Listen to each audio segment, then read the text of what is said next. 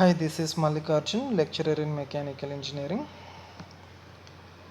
In the previous videos, we have discussed, in the three videos, we have discussed thoroughly about the iron carbide equilibrium diagram, iron and iron carbide equilibrium diagram. And in the next topic, we will be discussing about the micro constants of iron and carbon alloys. That is, interstitial solid solution of carbon in gamma iron is austenite. And austenite has FCC crystal structure permitting high solubility of carbon up to 2.06 at 1147 degrees centigrade. Austenite does not exist below 723 degrees centigrade, and maximum carbon concentration at this temperature is 0.8% is 0.8%. Ferrite is solid solution of carbon in alpha iron. Alpha ferrite has BCC crystal structure and low solubility of carbon up to 0.025% at 723 degrees centigrade. Alpha iron exists at room temperature. So all these things we have discussed. So this is the microstructure of hypoeutectoid steels. In hypoeutectoid steel, the white portion is nothing but ferrite, and the dark region is nothing but perlite.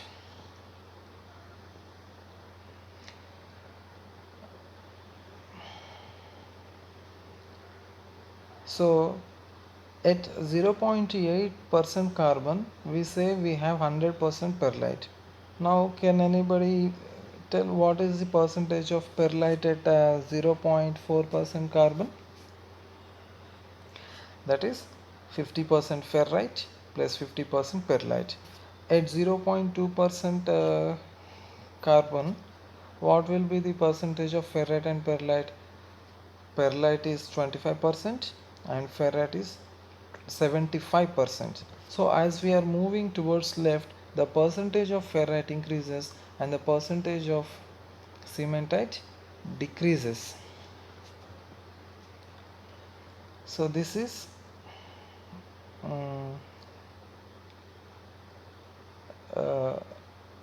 hypoeutectoid, whereas so this is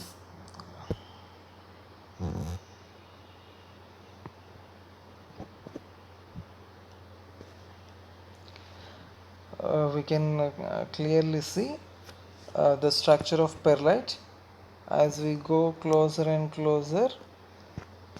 Yeah, see, even the dark regions there is an alternate layers of white and black, where white is nothing but ferrite and the black one is cementite.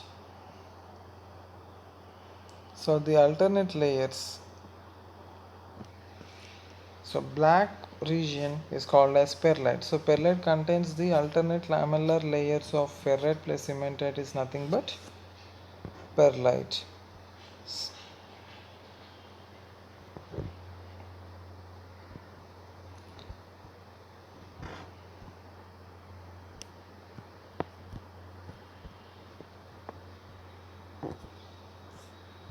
So this is about hypoeutectoid steels. Carbon contains so primary proeutectoid ferrite according to the A3 curve. So this we will be discussing in the next videos, in coming video sessions. Hypereutectoid steels. Hypereutectoid steels, if you observe here,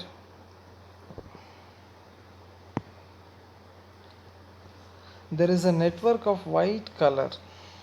So that white color is nothing but cementite,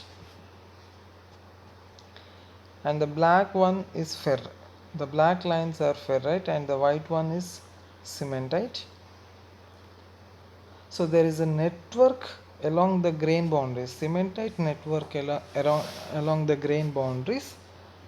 So what is the structure in hypereutectoid steels? At 0.8% carbon steels, what we have is 100% perlite, and at 0.1 at 1.1 At 1.2% carbon, what is the microstructure phase is present? At 1.2, what we have is perlite is 75 and cementite is 25%. As we move along towards the right, the percentage of cementite increases. So this cementite is nothing but pro-eutectoid cementite. That cementite is developed at the grain boundary region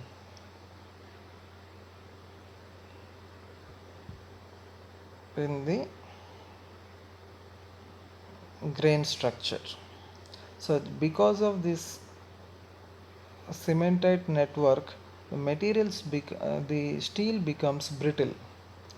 The reason behind the brittleness of any steel in hypereutected steel is only because of cementite network cementite network along the grain boundaries. Why? Cementite is basically a very hard material and it is very brittle in nature. So therefore the failure of the metal occurs at the grain boundary region.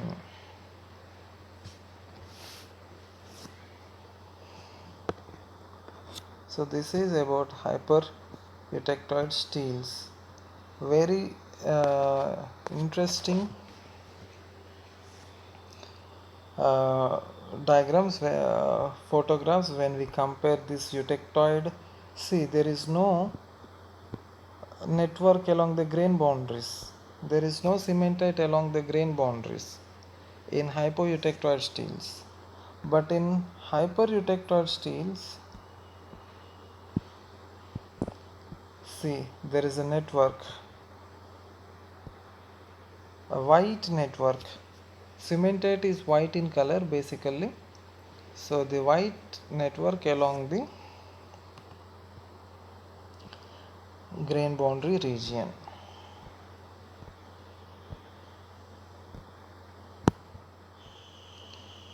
Cementite and perlite. Cementite is nothing but iron carbide in intermetallic compound having fixed composition of Fe3C. Cementite is a hard and brittle substance influencing on the properties of steels and cast irons.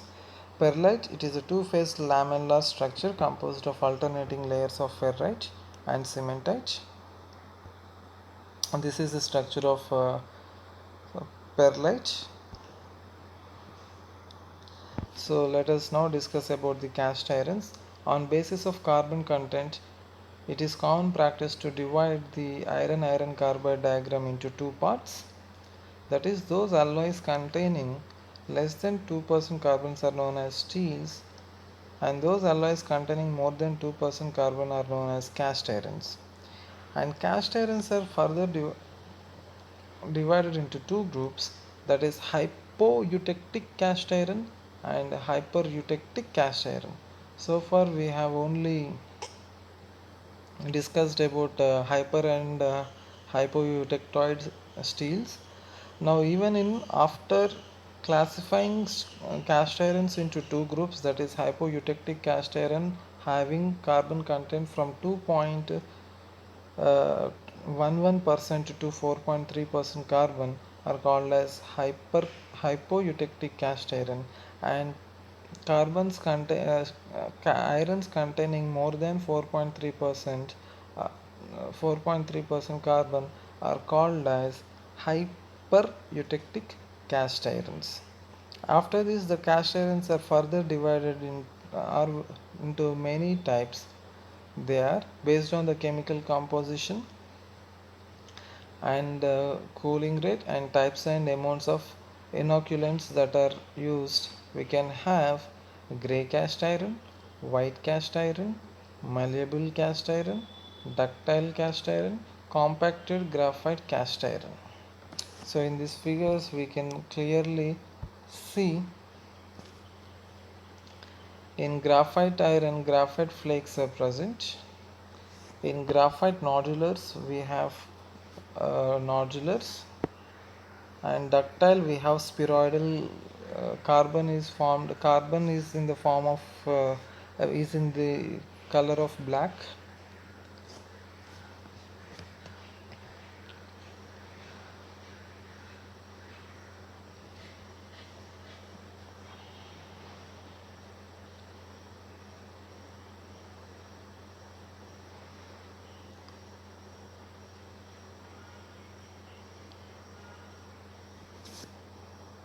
So we can clearly see the types of cast irons.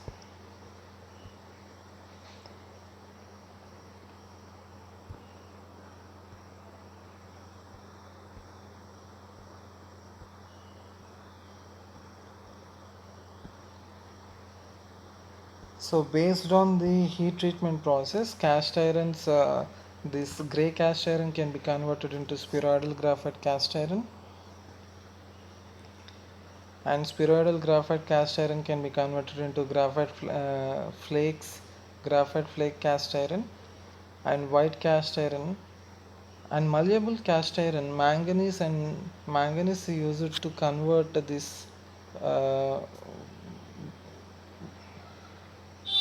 gray cast iron into spheroidal graphite cast iron. So malleable cast iron is very ductile in nature.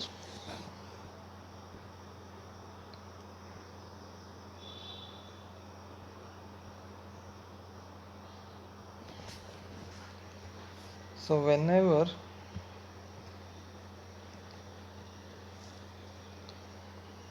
uh, let me discuss about white cast iron.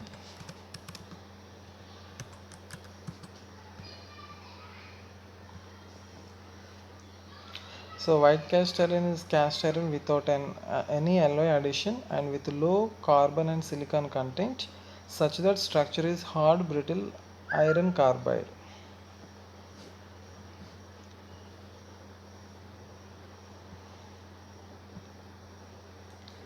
So white cast iron displays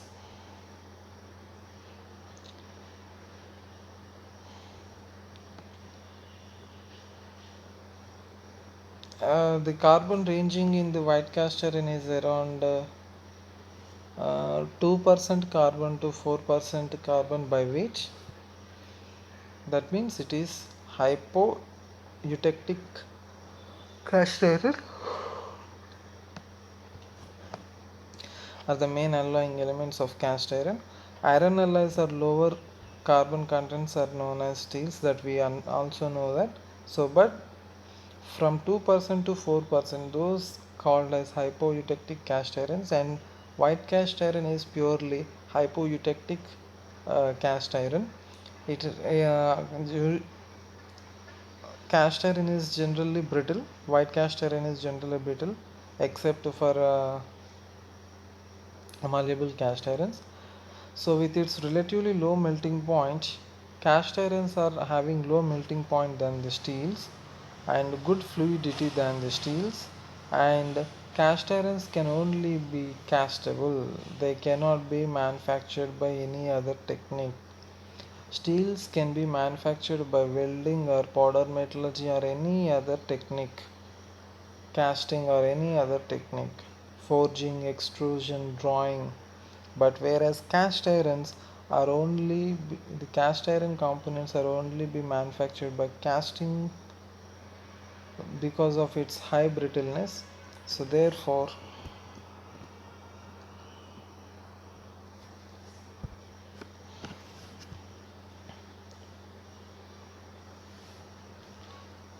cast irons have good machinability and good resistance to deformation and wear resistance. Cast irons have become an engineering material with a wide range of applications and are used in pipes, machines, and automotive industries such as cylinder heads, cylinder blocks, and gearbox cases.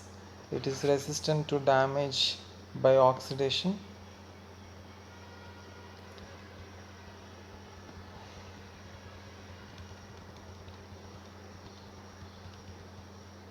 So cast iron properties are changed by adding various alloying elements. Uh, Next to carbon and silicon, the most important alloying element is it forces silicon is the most important alloying element because it forces carbon out of solution.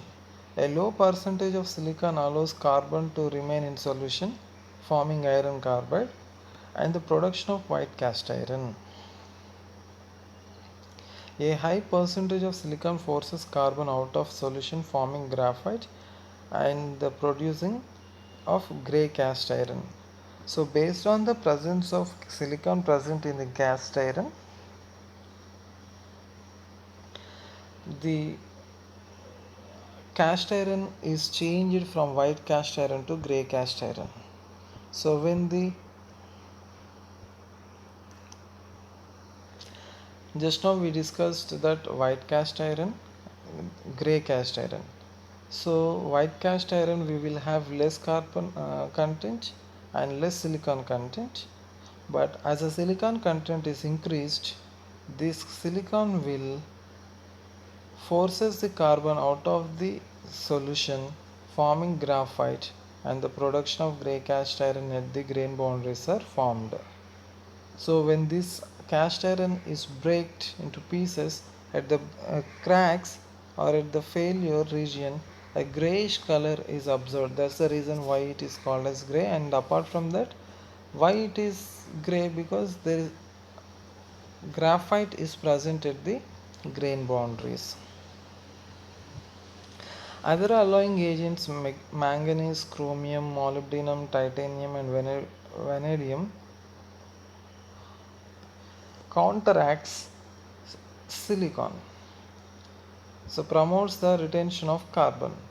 So if we add other than silicon, if we add manganese or chromium or molybdenum or titanium or vanadium,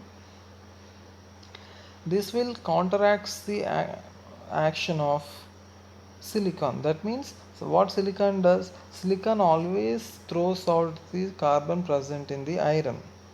So when manganese or chromium or molybdenum or titanium or vanadium are added,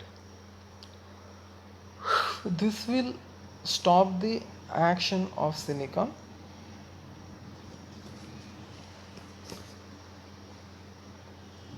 So promotes the retention of carbon and the formation of those carbides. Nickel and copper increases the strength and machinability, but do not change the amount of graphite formed.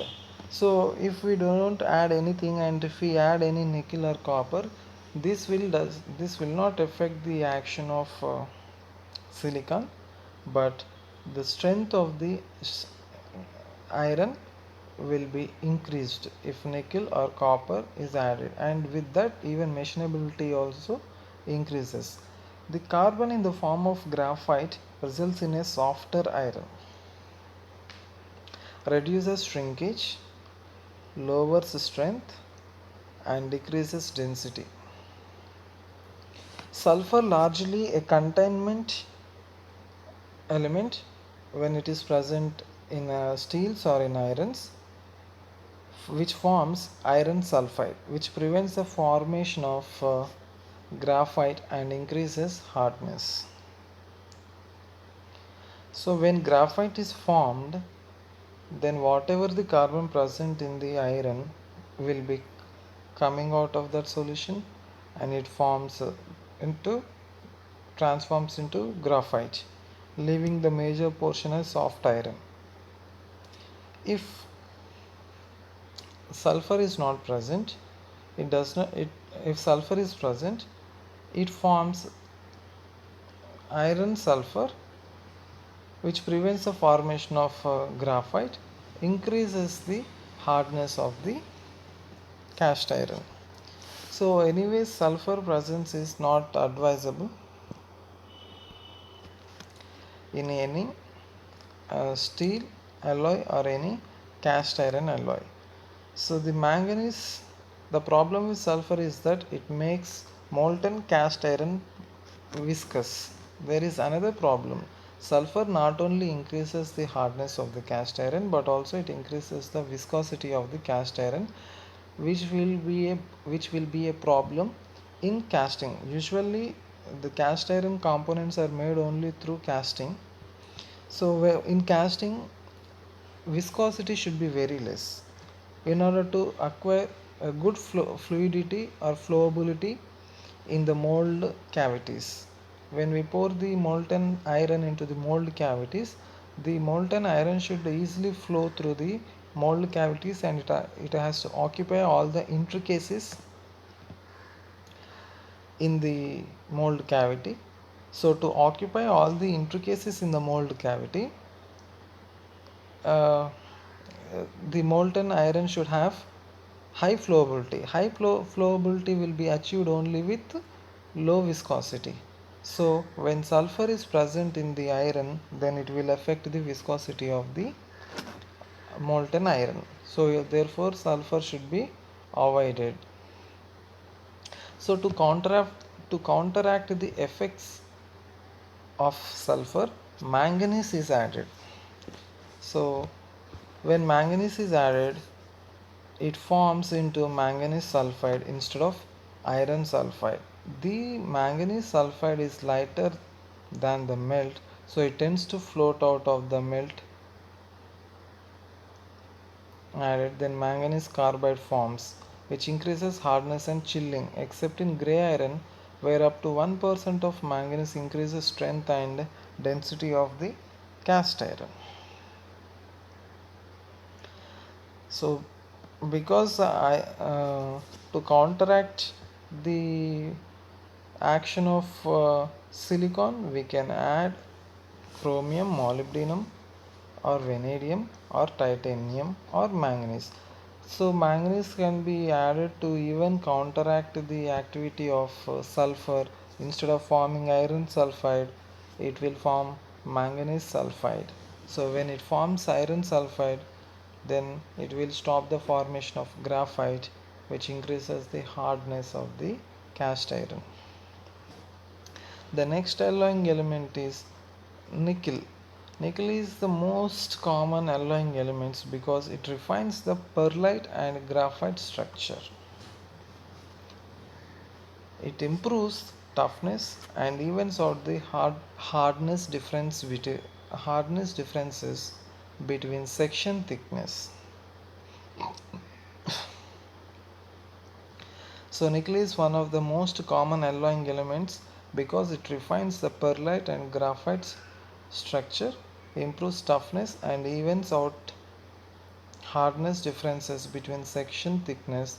Chromium is also added in small amounts to reduce free graphite, produce chill, and because it is a powerful carbide stabilizer, chromium is also added. Nickel is often added in conjunction with chromium. A small amount of tin can be added as a substitute for 0.5% chromium. So copper is also added in the ladle or in the furnace on the order of 0.5 to 2.5% to decrease the chill effect and to refine the graphite phase and increase fluidity. And finally, we didn't discuss about molybdenum. So molybdenum is added on the order of 0.3 to 1% to increase chill and refine the graphite and pearlite structure. It is often added in conjunction with nickel, chromium, copper to form high strength irons. And finally, titanium is added as a degasser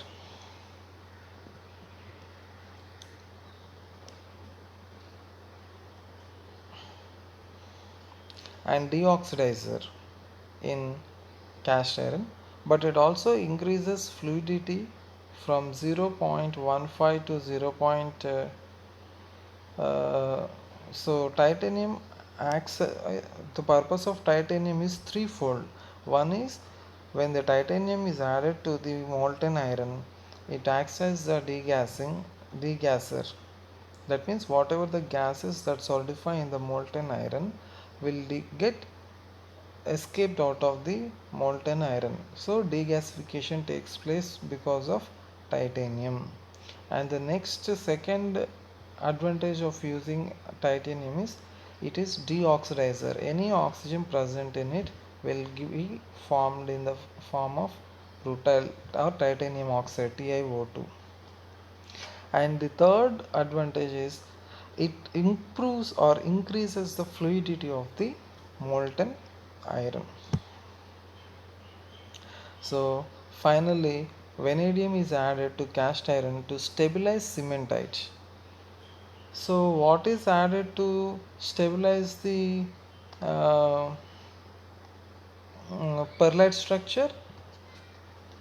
Molybdenum is added, chromium is added to stabilize the pearlitic structure, whereas vanadium is added to stabilize the cementite structure, which increases the hardness and increases the resistance to wear. And finally, zirconium can also be added to the cast irons. When zirconium is added to the cast iron, it helps to form graphite. It will deoxidize and increase the fluidity. We can also add other elements like bismuth and boron, but boron is added to aid in the production of malleable iron. It reduces the coarsening effect. Okay, so therefore um, boron is also added. So now what is grey cast iron? Grey cast iron is characterized by its graphitic microstructure, which causes fractures of the material to have a grey appearance. It is the most commonly used cast iron and the most widely used cast material based on weight. So most cast irons have a chemical composition of 2.5 to 4.0% carbon and 1 to 3% silicon, and the remainder is iron. Grey cast iron has less tensile strength and shock resistance than steel, but its compressive strength is comparable to low and medium carbon steels. That means steels have more tensile strength and cast irons have more compressive strength. So graphite has more compressive strength than the low carbon steel and medium carbon steels. These mechanical properties are controlled by the size and shape of the graphite flakes present in the microstructure and can be characterized according to the requirement. So that is about grey cast iron. And white cast iron. White cast iron displays white fractured surface due to the presence of iron carbide. So grey cast iron and white cast iron are based on, in grey cast iron, carbon gets diffused out from the iron forming graphite flakes, whereas in the white cast iron cementite is formed from the solution. With lower silicon content and faster cooling rate, the carbon in white cast iron precipitates out of the melt as metastable phase cementite, that is Fe3C, rather than the graphite. When the iron is cooled at higher cooling rates, then because of that cooling rate and low sulfur silicon content, whatever the carbon present in the iron will form carbide a metastable phase called as cementite, that is Fe3C, or it also called as iron carbide. So this will precipitates at the grain boundary. So whenever a crack appears, so at the crack faces, because of the presence of cementite, it appears white. So that is how the cast iron is classified into grey cast iron or white cast iron.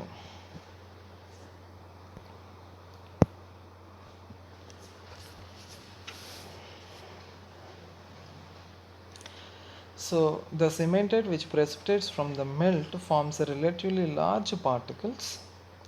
As iron carbide precipitates out, It withdraws carbon from the original melt, moving the mixture toward one that is closer to eutectic, and the remaining phase is the lower iron carbon austenite, which on cooling might transform to martensite. These eutectic carbides are much too large to provide the benefit of what is called precipitation hardening. Too large to provide the benefit of what is called precipitation hardening. The eutectic carbides are much too large to provide the benefit of what is called precipitation hardening.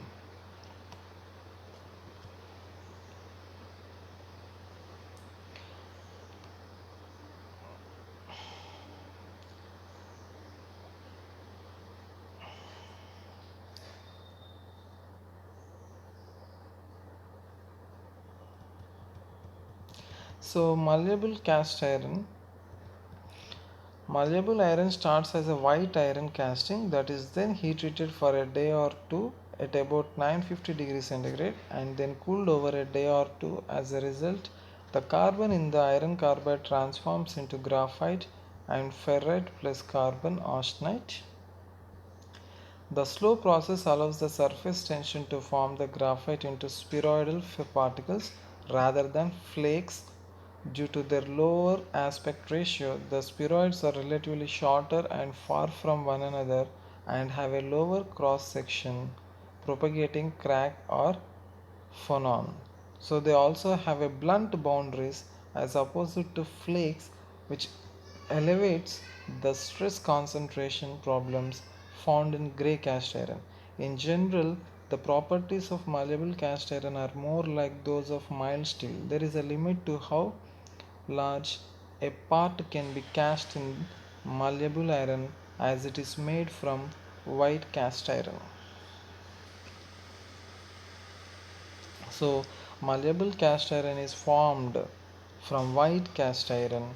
So, when white cast iron is heat treated at 950 degrees centigrade for 2 days and then slowly cooling gives, instead of forming the carbide flakes, iron carbide transforms the cementite, whatever cementite present, what we have at the room temperature austenite plus cementite. So that cementite, whichever transforms into graphite, will converts into a carbon because spheroids due to the surface tension.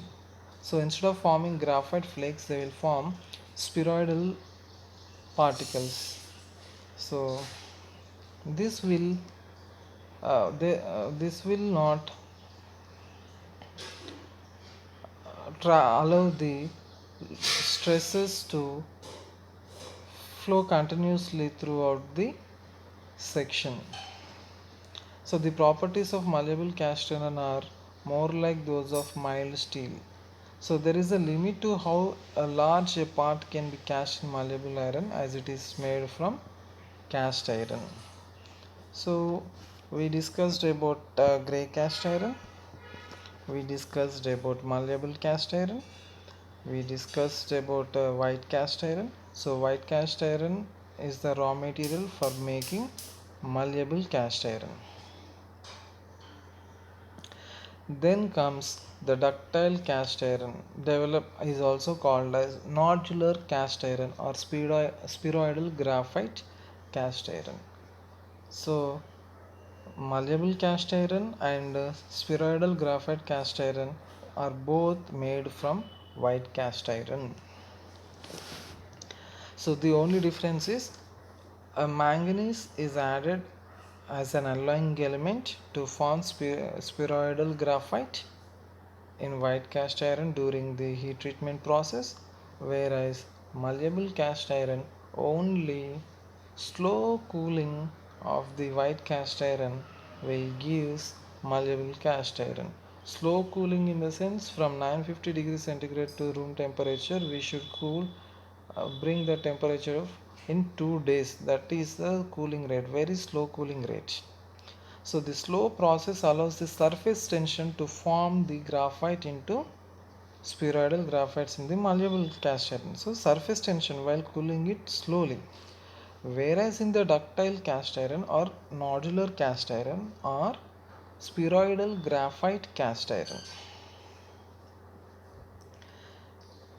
So uh, whatever the cast iron has graphite in the form of very tiny nodules, with the graphite in the form of concentric layers forming the nodules. As a result, the properties of ductile cast iron are that of a spongy steel without the stress concentration effects that flakes or graphite will produce.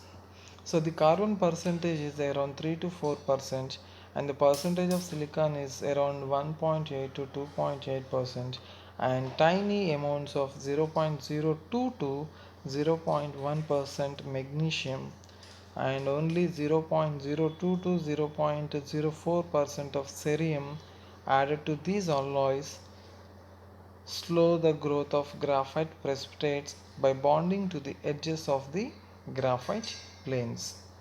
Along with the careful control of the other elements and timing, this allows the carbon to separate as spheroidal particles as the material solidifies. The properties are similar to malleable iron, but parts can be cast with larger sections.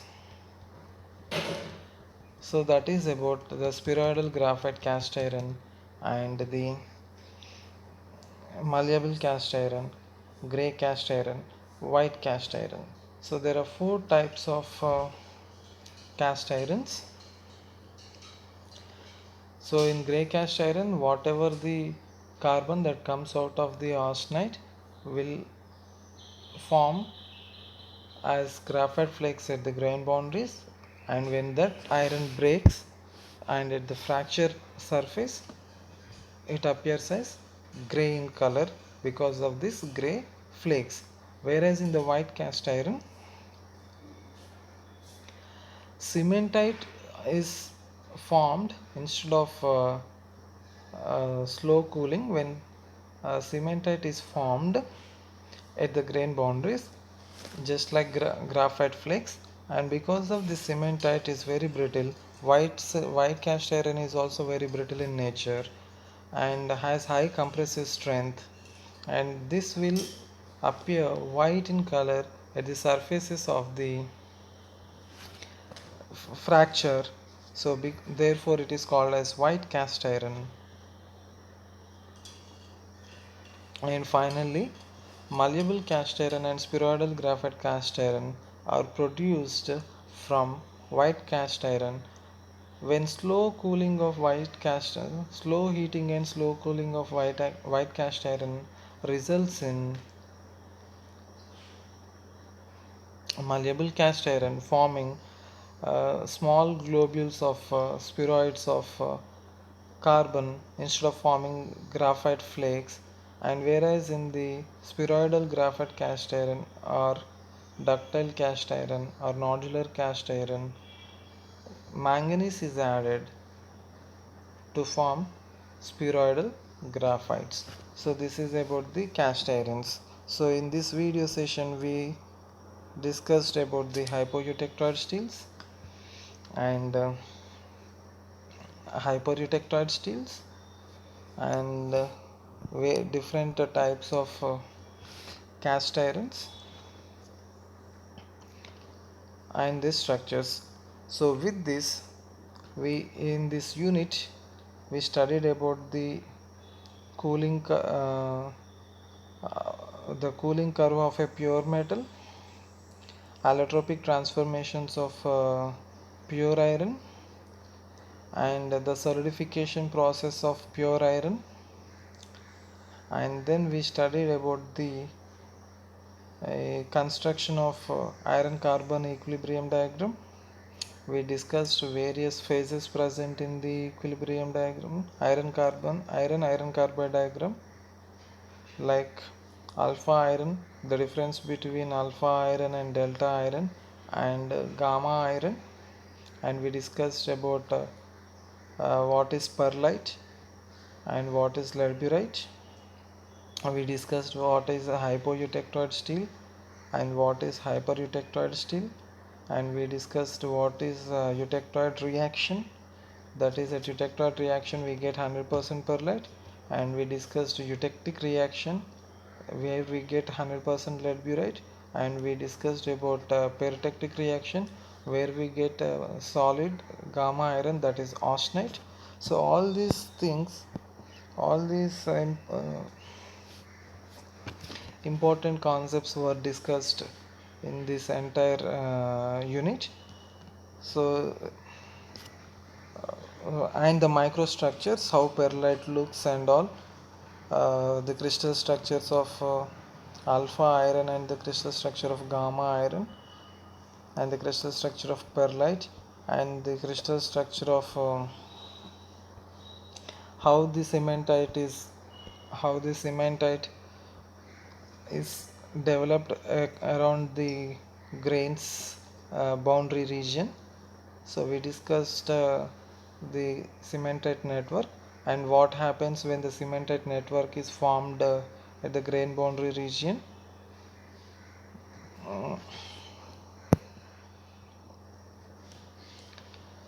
And also uh, the types, the difference between grey cast iron and the white cast iron, and the difference between malleable cast iron and ductile cast iron, and how they are produced, and the raw material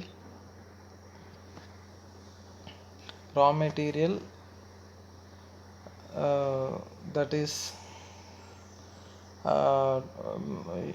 used to make malleable iron or ductile iron or white cast iron.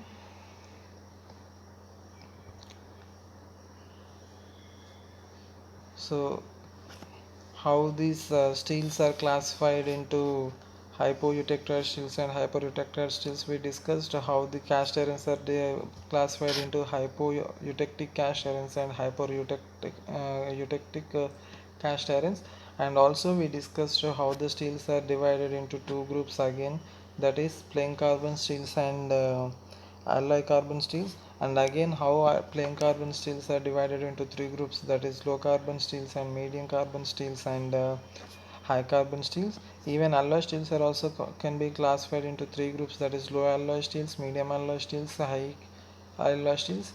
Medium low alloy steels is up to alloys containing less than 5% of total weight is low alloy steels. Alloy steels having between 5 to 10% is medium alloy steels, and alloy steels having more than 10 and up to 15 or more than 15% comes under high alloy steels. And cast irons are again classified into uh, four groups, that is grey cast iron, white cast iron and malleable cast iron. So with this we can conclude that iron of fourth unit. So then in the next unit we will be discussing about the heat treatment process, how to get the desired microstructure and the how to get the desired phases in desired quantities.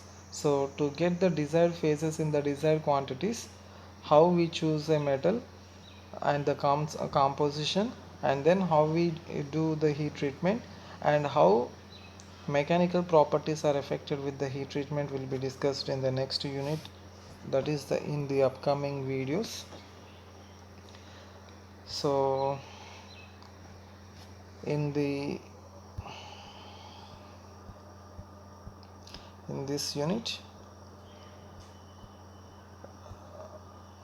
with this unit I'll be winding up.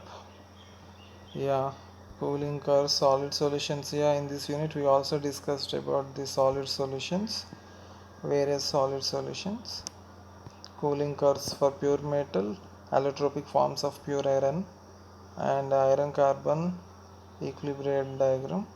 Then